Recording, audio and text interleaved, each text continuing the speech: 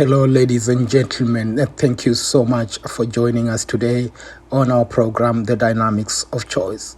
Today's focus is on the Luo Kenya community in California and how they reacted to Raila Amolo Odinga's fifth stab at the Kenyan presidency. It was a bright Saturday afternoon in the hills and valleys of Malpiters Park, where the Luo Kenya community in California were holding their 7th annual meeting. It was almost very difficult to notice if there was any disappointment among these people, because typical of the Luo culture, there was dance, there was music, and there was food, and nothing would stop them from being who they are, a joyful people, even in the midst of disappointment.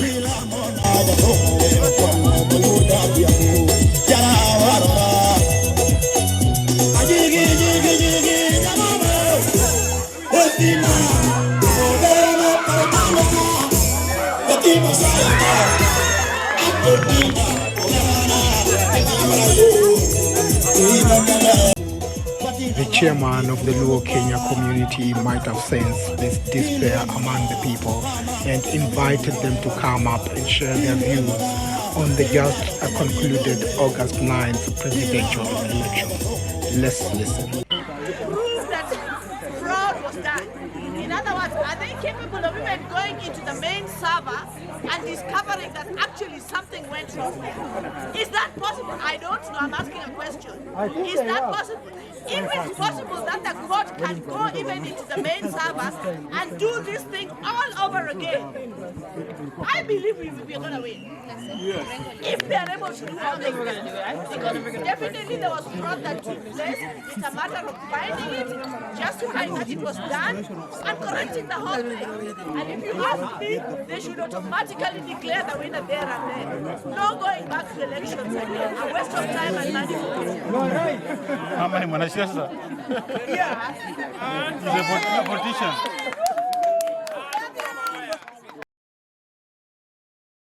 The same sentiments were echoed by the outgoing chair, the incoming chair, and a member of the board of the Luo community. They in unison registered their disappointment in the manner in which IEBC conducted the elections, especially the conduct of the chairman of IEBC, Wafula Chebukati. But they also exuded a lot of confidence, since now the case is being handled by the Supreme Court. And they were confident that Raila Amolo Odinga will emerge the winner. Thank you so much, gentlemen, for taking your time to interview with us and give us your take of exactly what happened during the elections in Kenya. I know that we are far away from home, but we've been engaged, we've been observing, we realize what happened and we have a take on it. So today we welcome you to our studio. Just a few questions. What do you think happened, and what is our way forward from now in this regard? Yeah, thank you very much. Let me start. My name is Harrison Odembo. I'm the former chair of Luo Kenya, California, and currently let the current chair introduce himself. But my take in terms of what happened in Kenya is we are quite disappointed with the system. I think Kenya is a very peaceful country, and as you can see here, we as Luos within the California region, we've decided to invite a number of folks, even outside the Luo community, to actually come enjoy our culture and really feel the communal love that we have. And that transcends back to Kenya, because it's like Kenya away from home. So we are in California, we are away from Kenya, but we are enjoying our culture within California, and that transcends with what's really happening back at home. The elections, truly speaking, when you look at the tally, I think the IBC, Mr. Chebukati, was not truly prepared. There were a lot of questions which came under scrutiny from the beginning. There are quite a number of unanswered questions prior to the elections. And now when we went to the actual elections, through the tally, even though the IBC did not have the perfect system, their infiltrations, it was not to the satisfactory, we still felt the additional answers that were not responded to, questions that were not responded to by the IBC, declaration of the results, whether it's constitutionally, followed. There are questions about that, the rift within the IBC officials, and now it comes to now the legal process. To me personally, and without fear or favor, I want to say we've had Baba the Third, Baba the Fourth, and Baba the Fifth.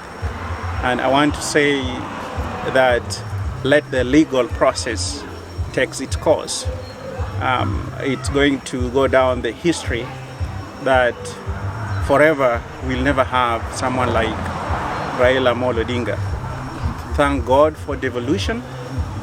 And for now, what we can say, let's say the legal process takes its course. Whatever comes post the court's decision down the history books, it would be Kenya was a peaceful country.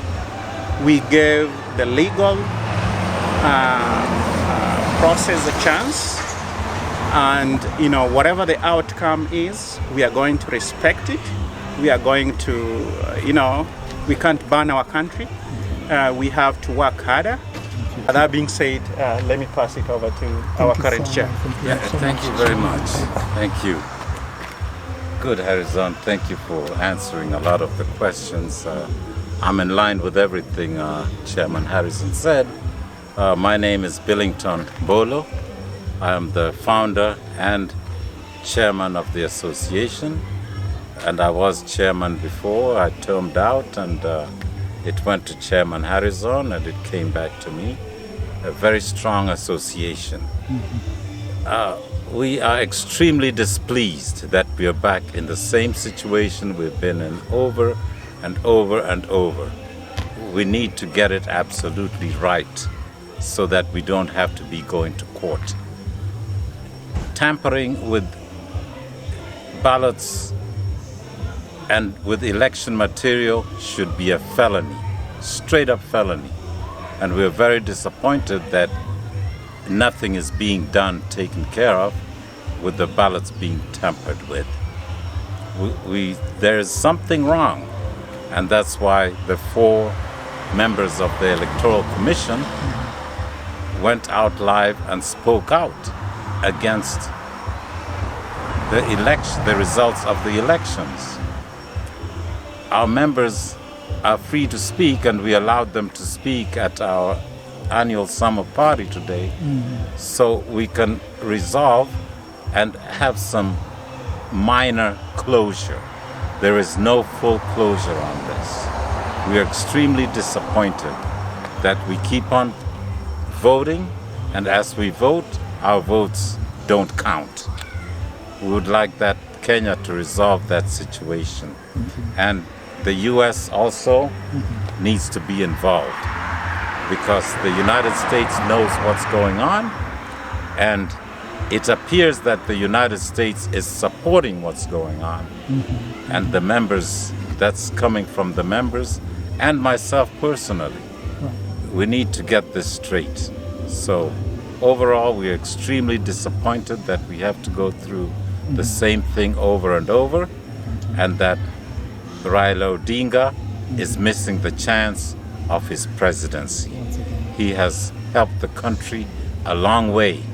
He's the one who brought multi-party system to Kenya. And he's the one who even brought Ruto into the picture.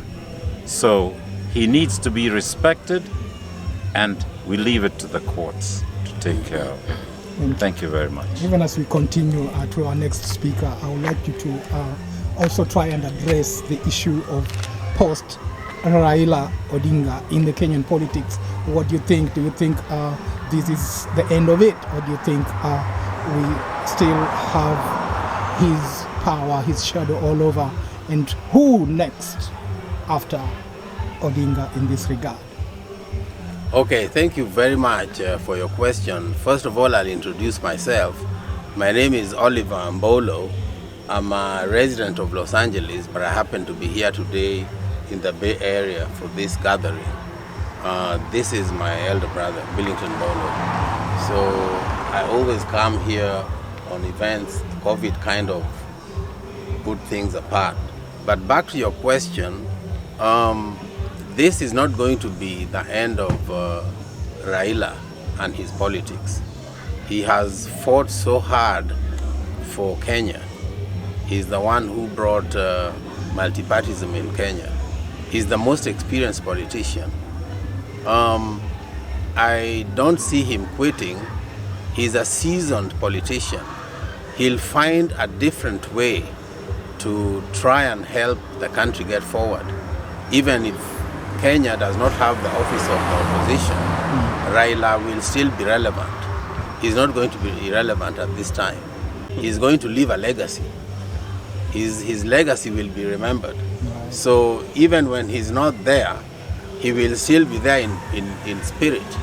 So trying to block him using scrupulous methods of sabotaging him to attain his goal of being president is not going to work.